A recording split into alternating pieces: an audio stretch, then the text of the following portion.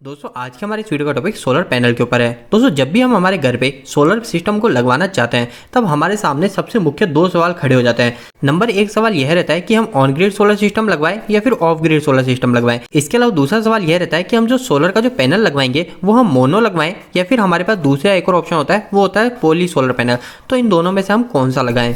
तो दोस्तों इन दोनों सवालों के अंदर हमारा जो पहला सवाल है इसका जवाब तो हमको काफी आसानी से मिल जाता है। इसका जवाब तो सिर्फ इतना सा है, अगर आपके घर पे 24 घंटे बिजली आती है, पूरे 24 घंटे बिजली आती है, कभी कटती नहीं है, तो आपको आपके घर पे ऑन ग्रिड सोलर सिस्टम लगवा लेना है। और अगर आपके घर पे बिजली कट जाती है, फिर वापस आती है, फिर वापस कट जाती है, तो इस समय आपको ऑफ ग्रिड लगवा लेना चाहिए। दोस्तों आपको एक और छोटी सी जानकारी मैं यह भी दे दूं कि अगर आपने आपके घर पे ऑन ग्रिड सोलर सिस्टम को लगवा रखा है तो अगर आपके घर की बिजली चले जाती है, चाहे वो 10 मिनट के लिए भी चले जाती है, तो आपके घर पे कोई भी उपकरण नहीं चल पाएंगे। कोई भी उपकरण का मतलब यह है कि अगर आपके बाहर की बिजली चली गई, जो आपकी गवर्नमेंट की आ रही है वो चली गई, तो आपके उपकरण बिल्कुल बंद हो जाएंगे। ऐसा नहीं कि वो सोलर पैनल पे चलने लग जाएंगे, ऐसा नहीं होता। ऑन ग्रिड के अंदर 1 मिनट के लिए भी पावर गई तो 1 मिनट के लिए आपके घर का बिजली के सारे उपकरण बंद रहेंगे। इसके अंदर कोई भी बैटरी नहीं लगी होती है। तो अब आपको पहले सवाल का जवाब मिल गया कि आपको ऑन ग्रिड लगवाना है या फिर ऑफ ग्रिड लगवाना है। पर आज के हमारे इस वीडियो का मुख्य टॉपिक दूसरे क्वेश्चन के ऊपर है कि हमको मोनो पैनल लगवाना चाहिए या फिर पॉली सोलर पैनल लगवाना चाहिए। तो दोस्तों मैंने यहाँ पे हमारे दोनों सोलर पैनल के पूरे नाम लिख लिए। मोनो को बोलते हैं मोनो क्रिस्टलाइन सोलर पैनल और पॉली को बोलते हैं हम poly crystalline solar panel.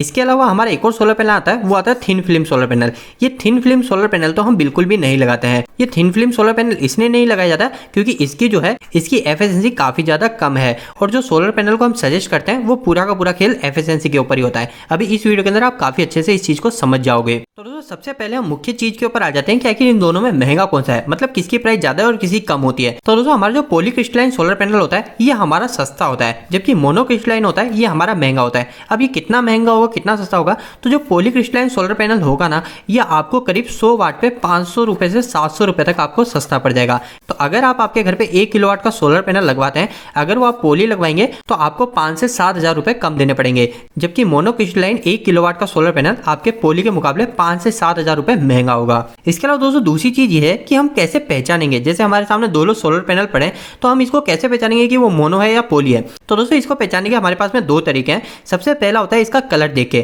Colour देख के कैसे पहचानोगे, तो अगर आपको कहीं पे भी जो सोलर पैनल दिख रहा है वो डार्क ब्लैक कलर का दिख रहा है, मतलब बिल्कुल ब्लैक कलर का दिख रहा है, तो वो हमारा मोनो क्रिस्टलाइन सोलर पैनल होता है। जबकि अगर आप पॉली को देखोगे तो पॉली हमारा डार्क ब्लू कलर का होगा। इसके अलावा इन दोनों सोलर पैनल को पहचानने के लिए एक और नियम यह होता है कि जब भी आप इनके सोलर सेल को देखोगे तो जो हमारा पॉली का जो सोलर सेल होगा वो बिल्कुल इस तरीके से चौकोर होगा, है ना। पर अगर आप मोनो पैनल को देखोगे तो उस पैनल के अंदर हमारे यहाँ पे साइड में कट लगे रहते हैं। अब दोस्तों ये जो कट होते हैं ये कट ज्यादातर हमारे व्हाइट कलर के होते हैं। इसके अलावा किसी किसी सोलर पैनल के अंदर आपको ये ब्लैक कलर के अंदर भी देखने को मिल सकते हैं। तो आप इस कट को देख के भी हमारे सोलर पैनल की पहचान कर सकते हो। इसके अलावा दोस्तों हमारा तीसरा मेन डिफरेंस जो आ जाता है, इसी को देख के हम सोलर पैनल को खरीदते हैं।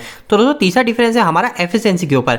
अब ये एफिशिएंसी हमारे इस सोलर पैनल में हमको कितनी मिलती है और मोनो में कितनी मिलती है, हम यह जान लेते हैं। दोस्तों जैसा कि मैंने आपको स्टार्टिंग बताया कि सोलर पैनल 3 तरीके के होते हैं, तो हमारा जो थिन फिल्म सोलर पैनल होता है इसकी एफिशिएंसी 8 से 10% ही होती है। मतलब कि सोलर प्लेट पे जितनी रोशनी पड़ेगी उस रोशनी का मात्र 8 से 10% ही हमको इलेक्ट्रिसिटी की फॉर्म में निकाल के देगा।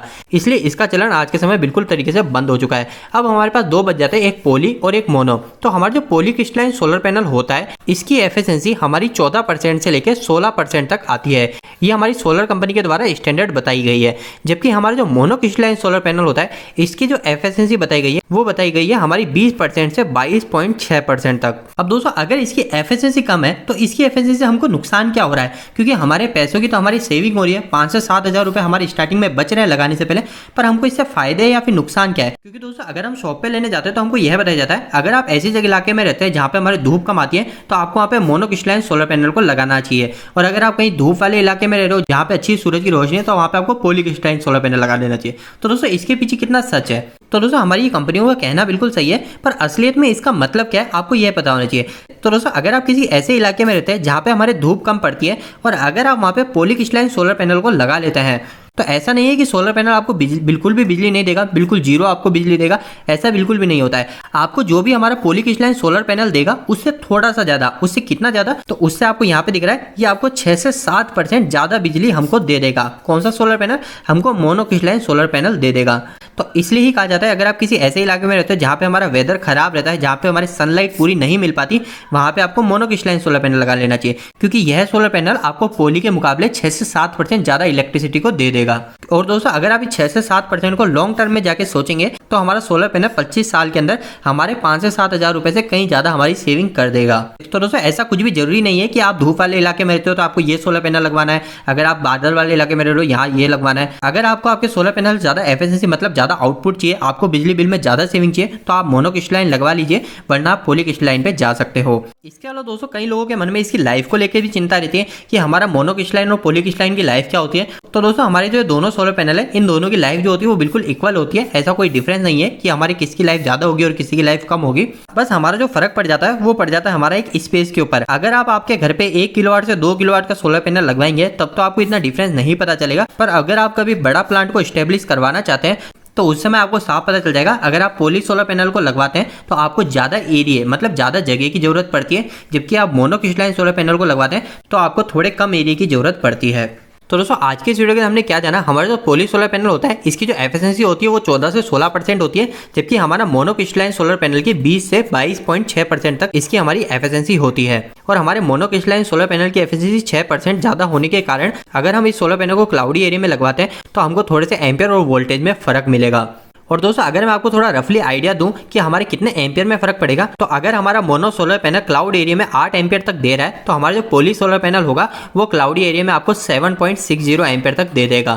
तो हमारा इन दोनों के अंदर मात्र 6% का ही डिफरेंस होता है। तो दोस्तों उम्मीद है कि आज के इस वीडियो के माध्यम से आपको कुछ बेहतर जानकारी मिली होगी। दोस्तों इस वीडियो खत्म करने से पहले आपके लिए काफी महत्वपूर्ण सोचना है कि हमने एक वेबसाइट स्टार्ट करी जिसका नाम है www.engineeringdost.com।